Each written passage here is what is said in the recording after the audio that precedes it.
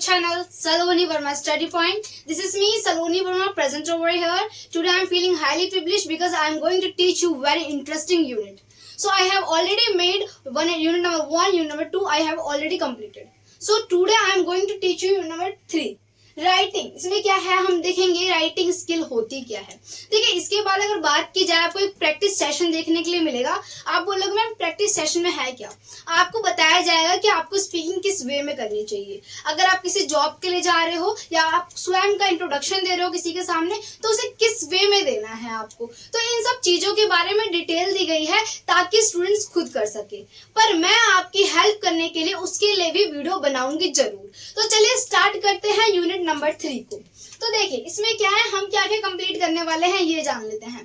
Basically हम जानेंगे writing skills होती क्या है। हम देखेंगे देखो how is the writing skills different for the speech. हम जानेंगे जो राइटिंग स्किल्स होती है वो स्पीच से कैसे डिफरेंट होती है। अगर बात की जाए स्पीच की, देखिए स्पीच हमने बचपन में कई बार दी होगी, क्लासेस में, स्कूल्स में, इनफैक्ट आप कॉलेज में दे भी रहे होगे स्पीच। अगर बात की जाए आप बोलो कि मैम स्पीच में होता क्या है। देखिए स्पीच की बात की जाए तो जरूरी नहीं है कि आप उसके लिए इलिटरेट हो, है ना। देखिए एक इलिटरेट पर्सन होता है और एक लिटरेट होता है। लिटरेट का मतलब साक्षर पर्सन जो एजुकेटेड होता है, the person is very well educated. Okay, तो ये हो गया। एंड इलिटरेट का मतलब होता है जो पर्सन जो एजुकेट नहीं होता है। तो इसमें क्या होता है, लिटरेट की बात की जाती है तो इसमें पर्सन को लिटरेट होने की जरूरत नहीं होती है, यानी पर्सन को वेल एजुकेटेड या एजुकेटेड होने की कोई जरूरत नहीं होती है। आप बोलोगे मैम ये कैसे कह रहे हो आप, स्पीच देने के लिए एजुकेटेड होने की जरूरत नहीं है। देखिए अगर बात की जाए, हम जब बच्चा एक बॉर्न होता है, जब बच्चे का जन्म होता है तो उसे कहीं ना कहीं इन्वायरमेंट मिल जाता है कि कैसे स्पीकिंग करनी है। बातों को सुन सुन के बच्चा कहीं ना कहीं हिंदी बोलना या फिर जो भी भाषा है वो बोलना शुरू कर देता है, तमिल बोलना शुरू कर देगा, इंग्लिश बोलना शुरू कर देगा, अगर उसका इन्वायरमेंट ऐसा है। तो इसमें क्या है कि ये हम कहीं ना कहीं बचपन से ही सीख लेते हैं। पर which way we have to speak, हमें किस वे में स्पीक करनी है। तो अगर बात की जाए everyone have their own speaking style, ठीक है, सभी के पास अपना स्पीकिंग स्टाइल होता है, स्पीक करने का स्टाइल होता है। Everyone have to speak another way, सबके पास अपना अनदर वे होता है किस वे में स्पीक करना है। तो देखिए अगर वे की बात की जाए, किसी किसी की वॉइस कोई भी जब बोलता है तो हमें बहुत अच्छा लगता है सुनना, बहुत ही क्रिएटिव मैनर से बोलता है, बहुत ही अच्छी तरीके से चीजों को कंसिडर करता है और फिर जाके वो टॉपिक पे स्पीक करता है। तो पहला क्या होता है, और कोई भी टॉपिक दिया गया है आपको किसी के भी द्वारा, आपके टीचर्स के द्वारा दिया गया है, तो पहले आपको क्या है टॉपिक को समझना है। First you have to listen very carefully what is a topic and you have to consider it all the things. Okay, आपको नेगेटिव और पॉजिटिव पॉइंट्स दोनों चीजों को फाउंड करना है, ठीक है। आपने जब दोनों चीजों को समझ लिया है, पॉजिटिव और नेगेटिव पॉइंट्स को, तो आप हो eligible to speak a fluent manner और बहुत ही क्रिएटिव मैनर। बट आपको एक चीज, आपको इंग्लिश चाहे जितनी अच्छी क्यों ना आती हो, बट एक चीज मैटर करती है, आपकी voice modulation. It's matter a lot.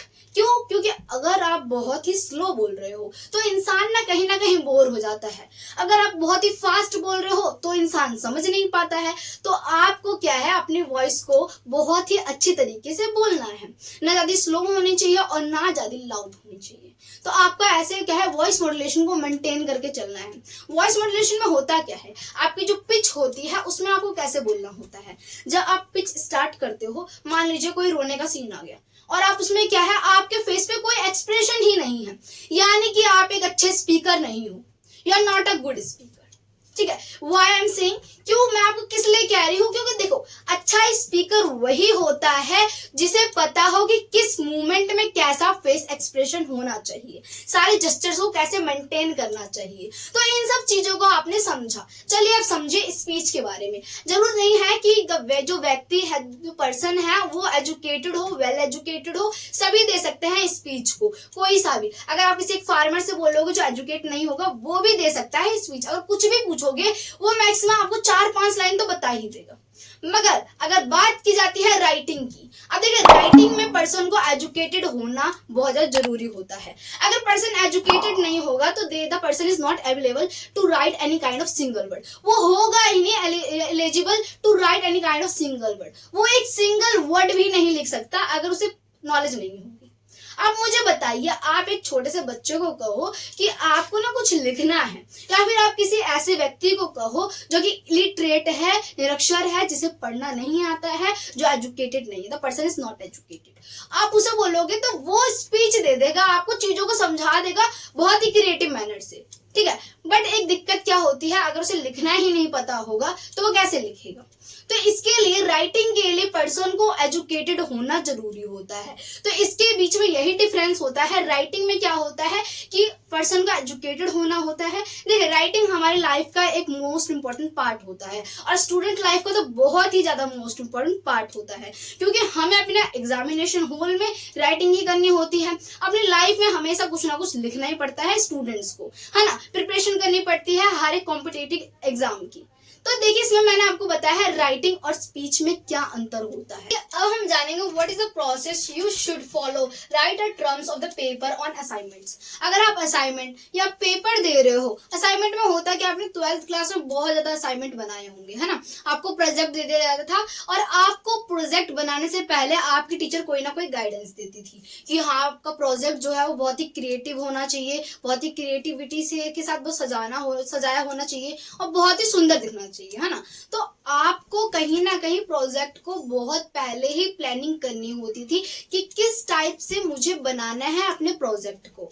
अगर बात की जाए पेपर की, अपने एग्जामिनेशन में जब भी आप बैठते हो एग्जामिनेशन रूम में, जब आपको क्वेश्चन पेपर मिलता है, तो आप क्वेश्चन पेपर को जब पढ़ना स्टार्ट करते हो, तो आप जब क्वेश्चन को पढ़ते हो, क्वेश्चन को समझते हो, जब आप क्वेश्चन समझते हो तब आपको क्या करना होता है, उसे समझना होता है। समझ लिया आपको कि क्या क्वेश्चन पूछा गया है, तब आप उसके बारे में आंसर देना शुरू करते हो। तो आप कहीं ना कहीं क्या फिगर आउट द इमेज, आपने कहीं ना कहीं जो है फिगर आउट द इमेज, ठीक है, गोल ऑफ राइटिंग। इसमें आपने सोचा कि मुझे क्या लिखना है और क्यों लिखना है। आपको पता है क्यों लिखना है, क्योंकि आपको अच्छा स्कोर करना है, आपके एग्जाम में, आपके पेपर में आपको टॉप करना है, मान लीजिए। तो आप क्या करोगे, बहुत ही क्रिएटिव मैनर में सोचोगे कि मैं इसे और अच्छी तरीके से कैसे लिख सकता हूँ। देखिए, अगर मैं आपको बताऊं, देखो, सभी बच्चे होते हैं, कुछ बच्चों को उस क्वेश्चन का आंसर बहुत अच्छे से पता होता है, बट अगर उनकी राइटिंग की बात की जाए तो कुछ बच्चों की राइटिंग बहुत ही अच्छी होती है, उनका राइटिंग स्टाइल बहुत अच्छा होता है, बट कुछ बच्चों का राइटिंग स्टाइल इतना अच्छा नहीं होता है।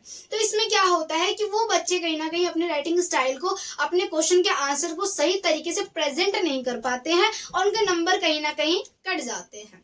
तो इससे क्या है, आपको पहले ही प्लान बना लेना है कि किस टाइप से आपको क्या करना है, अपने पेपर को और अच्छे से जो क्वेश्चन पूछा गया है उसे किस टाइप से आंसर दे सकते हैं। तो देखिए, अब इसमें हम जानते हैं one should figure out the image. इसमें क्या है, one should figure out the image of the goal of writing. First आपको क्या, you have to consider what you have to consider. आपको क्या कंसिडर करना है, आपके मन में आया, आपको पहले सोचना है कि why are you going to write, आप क्यों जा रहे हो लिखने के लिए, आपको क्या पर्पस है आपको लिखने का, उस क्वेश्चन का आंसर देने का। Without purpose you don't like to write. बिना पर्पस के आपको नहीं पसंद आएगा लिखने का, है ना। आप सोचोगे क्या फायदा अच्छे से लिखने का। देखिए, आपके पास पर्पस ये होना चाहिए, हाँ मुझे एग्जामिनेशन में बहुत अच्छा स्कोर करना है, या फिर आपके कॉलेज में कोई टेस्ट हो रहा है तो टेस्ट में टॉप कर रहा है। तो आपके पास क्या है, आपके पास ये हो गया कि हाँ मुझे किस लिए लिखना है, आपके पास एक रीजन है कि हाँ मुझे क्यों लिखना है। तो इसमें क्या है कि आपको पहले ही you should figure out the goal image, आपको पहले ही इमेज को फिगर आउट करना है किस लिए, कि आप क्यों लिखने जा रहे हो। जब आपके पास, देखो कुछ भी होता है, मान लीजिए आपको अपनी लाइफ में कुछ करना है, अपने गोल्स को अचीव करना है, तो आपके पास कोई ना कोई गोल तो होगा ही होगा कि मुझे क्या बनना है, मुझे अपनी ड्रीम को फुलफिल करना है। तो आपके पास गोल है, बट आपको यही नहीं पता कि मुझे उसे कैसे करना है, आपने कोई प्लान ही नहीं बनाया, आप बस ऐसे अपनी लाइफ को जी रहे हो, तो कोई बेनिफिट नहीं होगा। आपको पहले क्या समझना होगा कि हाँ, अगर मैं अपने फ्यूचर को इसमें देखना चाहता हूँ कि हाँ मुझे ये बनना है, टीचर बनना है, तो उसका प्रोसेस क्या है, कौन कौन से टीचर होते हैं, उनकी कौन कौन सी पोस्ट होती हैं, तो आपको समझना जरूरी है। अब इसमें बात की जाए, one should the gather all the, उसमें क्या है, one should the gather available information information and data to subject of the decide to the write on. तो आपको क्या करना है, इसमें बताया गया है कि आपको सभी इंफॉर्मेशन को गैदर करना है, ठीक है, गैदर करना है, उसे लेना है कि उसमें क्या क्या लिखना है, डेटा में आपको क्या क्या लिखना है, इसमें डिसाइड करना है। सब्जेक्ट दे रखा है आपको, मान लो कोई टॉपिक दिया है आपको और उस पर आपको लिखना है, तो आप किस किस चीज का उपयोग करते हो, आपको असाइनमेंट दिया जाता है, आप किस किस चीज का, किस किस सोर्स का यूज करते हो, इंटरनेट का यूज करते हो, है ना, यूट्यूब का यूज करते हो, आप इन सब चीजों का आप रिसर्च करते हो, है ना, आप स्टार्ट करते हो रिसर्च को करना कि मैं किस क्रिएटिव मैनर से उसे कर सकता हूँ, अपने प्रोजेक्ट को प्रेजेंट कर सकता हूँ। तो इसमें यह होता है कि आपने कहीं ना कहीं पूरे इंफॉर्मेशन को once should gather all the available information, आपने जो अवेलेबल इंफॉर्मेशन थी उन सब चीजों को गैदर कर लिया है कहीं ना कहीं, ठीक है, information and data on the subject of decide to write on. तो इसमें क्या है, आपने उस इंफॉर्मेशन को ले लिया है, गैदर कर लिया है और फिर आप लिखना शुरू कर रहे हो, क्योंकि जब आपने सारे सोर्सेस को इकट्ठा कर लिया तो आप लिखोगे तो बहुत ही अच्छा रहेगा ना। अब done of the determine of the style of way of once the arrange once that is the sentence into the kerchief pieces, kerchief pieces of writing. इसमें क्या है, पीसेस, अगर बात बोलोगे मैम ये क्या है, समझ नहीं आया। अगर क्या होता है, कुछ बच्चे जब लिखते हैं सेंटेंसेस को तो पीसेस उसे ना टुकड़ों में बांट देते हैं, प्रॉपर नहीं लिखते हैं, सेंटेंस की मीनिंग नहीं आती है, मीनिंगलेस हो जाता है सेंटेंस और कहीं ना कहीं नंबर भी आपके कट जाते हैं। तो अगर आपकी बात की जाए तो आपको क्या करना है, कर्चिफ्स, इसमें क्या आपको सेंटेंसेस को जोड़ना है, बहुत ही अच्छी तरीके से अरेंज करना है सेंटेंसेस को, तब जाके आपको लिखना है। जब आपने अरेंज ही नहीं किया किसी चीज को तो आप कैसे अच्छे तरीके से प्रेजेंट कर सकते हो। तो यही बताया गया है कि जब आप लिखना शुरू करते हो तो आपको पहले ही एक प्लान बना लेना है, फिर आपको लिखना शुरू करना है, और ऐसा नहीं होना चाहिए कि जो आपका सेंटेंस है वो मीनिंगलेस हो और पीसेस में हो, कहीं ना कहीं टुकड़ों में बटा हो, ठीक है। तो ये बताया गया है इसके अंतर्गत। अब देखिए इसमें अगर बात की जाती है, more ever while the written of the assignment for the project that is the deadline that is given of use for the needed to plan our writing is such as a way of as to meet to the deadline. आपको deadline को बहुत ही highlight कर देना है, बहुत ही अच्छी तरीके से प्रेजेंट करना है। अगर आपने डेडलाइन को ही बहुत ही अच्छा कर दिया है, मान लीजिए आपने कोई बहुत ही क्रिएटिव डेडलाइन बना दी है कि चुटकियों में सीखे सेंटेंस, मान लीजिए, ठीक है, तो इसमें क्या है, आपकी डेडलाइन जो है वो बहुत क्रिएटिव है। अब जो बच्चा इंटरेस्टेड नहीं होगा वो भी देखेगा। तो डेडलाइन में क्या होता है, मान लीजिए आपको कोई असाइनमेंट है, असाइनमेंट में आपने अच्छी डेडलाइन का यूज कर लिया, तो इसमें होता है इसके अंतर्गत कि आप कहीं ना कहीं ये आई कैचिंग है, आई कैचिंग यानी लोगों को अच्छा लग रहा है, क्रिएटिव लग रहा है, तो वो भी देखना पसंद करेंगे, जो नहीं देखना चाहते, जिन्हें आता है। तो ये आता है इसके अंतर्गत। अब देखिए अगर बात की जाए one should limit as the ourself with is the word limit, इसमें क्या होता है कि आपको वर्ड लिमिट का ध्यान रखना है। अब मान लीजिए आपको बहुत ज्यादा आता है उस टॉपिक पे, हाँ, अब आप सोच रहे हो नहीं मुझे बहुत सारा आता है और मैं पूरा लिख दूंगी, ठीक है।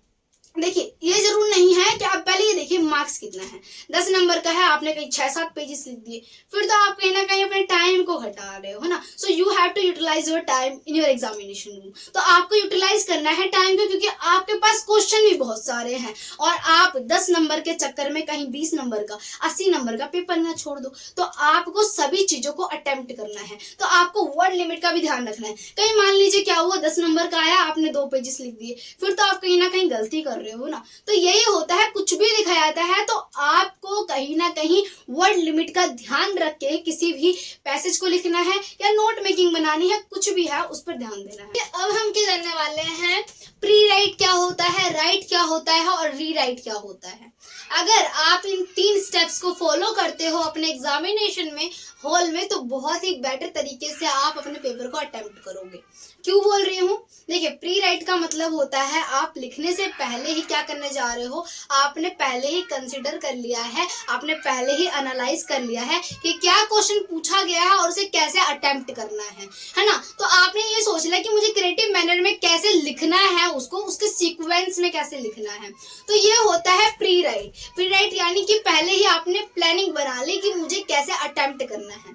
अब आता है राइट। अब आपको समझ आ गया, आपको क्या करना है, लिखना शुरू करना है। आपको क्या स्टार्ट करना है, लिखना। आप लिख रहे हो। अब बात की जाएगी रीराइट। रीराइट का मतलब क्या होता है, अब आपने जब पूरा पेपर अटेम्प्ट कर लिया, अब आपको जो टाइम है 15 से 20 मिनट, उसे वेस्ट करने का नहीं है, यहाँ वहां देखने का नहीं है। अब आपका टाइम है अपने पेपर को फिर से रीचेक करना। आपको देखना है, आपको पढ़ना है कि आपने कहीं मिस्टेक तो नहीं कर रखी। अगर किसी वर्ड में मिस्टेक हो गई है तो आप उसे उसी टाइम ठीक कर सकते हो। अगर आपको लगता है आपने कोई मिस्टेक नहीं की तो फिर तो ठीक है, मगर आपको देखना चाहिए। तो इसका मतलब होता है रीराइट। इसमें क्या है कि आप चीजों को समझ रहे हो, आप दोबारा पढ़ रहे हो, चेक कर रहे हो कि आपकी तरफ से कोई भी मिस्टेक नहीं हुआ लिखते समय। ठीक है, तो ये होता है इसके अंतर्गत। अगर बात की जाए, देखिए what are the way of writing in the introduction. आपका क्या वे होना चाहिए इंट्रोडक्शन का। अब देखिए, आपको अगर बात की जाए पेपर में, देखिए कोई भी क्वेश्चन आता है तो आप पहले क्या उसका इंट्रोडक्शन देते हो कि आपका इंट्रोडक्शन क्या है। इस चैप्टर में जो चैप्टर है, यूनिट है, उसमें इंट्रोडक्शन क्या है, बेसिकली इसमें हम क्या जानने वाले हैं। Basic information you have to write, है ना। तो आपको बेसिक इंफॉर्मेशन को लिखना होता है अपने पेपर में। बेसिक इंफॉर्मेशन यानी परिचय को लिखते हो, फिर जाके आप लिखना स्टार्ट करते हो। तो बेसिक इंफॉर्मेशन को आपको कैसे लिखना है, आपको हाईलाइट करना है और बहुत ही अच्छी तरीके से लिखना है। अगर कोई राइटर है तो राइटर को भी यूज कीजिए, क्योंकि राइटर के मार्क्स ज्यादा मिलते हैं। अगर राइटर के बारे में, राइटर ने कुछ बता रखा है किसी वर्ड के बारे में, तो आप उसे जरूर लिखिए। अगर बात की जाती है, अब देखिए क्या है, what not to do in a introduction. अगर बात की जाए कि आपको क्या नहीं करना चाहिए, है ना, ये आपको सब बताएंगे कि क्या करना चाहिए, पर ये नहीं कोई बताएगा कि क्या नहीं करना चाहिए। तो देखिए, आपको क्या करना नहीं चाहिए जब आप लिख रहे हो, तो आपको देखना है कि आप कहीं ऐसी चीजों को तो नहीं लिख रहे हो जो मीनिंगलेस हो, है ना, उसकी कोई मीनिंग ही ना हो और ज्यादा ही आप चीजों को ऐड कर रहे हो, क्योंकि आपको बेसिक इंफॉर्मेशन देनी है। ज्यादा नहीं बताना, एक पेज में बता दो या आप आधे पेज में उसके बेसिक इंफॉर्मेशन को बताओ, उसके बारे में कि हाँ इस यूनिट में था क्या बेसिकली। तो इसमें क्या है, आपको ज्यादा चीजों को ऐड ऑन नहीं करना है और आपको यूज करने हैं खुद के। You have to use your own words. आप खुद के अपने ओन वर्ड्स को यूज करो, ये आपके लिए बेनिफिशियल होगा और आप कहीं ना कहीं क्रिएटिव होगे। जो आपका एग्जामिनर होगा, जो आपके पेपर को चेक कर रहा होगा, वो समझ जाएगा कि बच्चा बहुत ही अच्छी तरीके से पेपर को अटेम्प्ट कर रहा है। तो ये होती है अच्छी चीज। जो व्यक्ति जो लिखता है, जो बच्चा अटेम्प्ट करता है, वो ये क्वालिटीज होती है जिसे कि आपको फॉलो करना चाहिए और मिस्टेक्स नहीं करनी चाहिए। तो आशा करती हूँ ये यूनिट नंबर जो 3 है वो अच्छी लगी होगी। वीडियो को लाइक, चैनल को सब्सक्राइब जरूर कीजिए।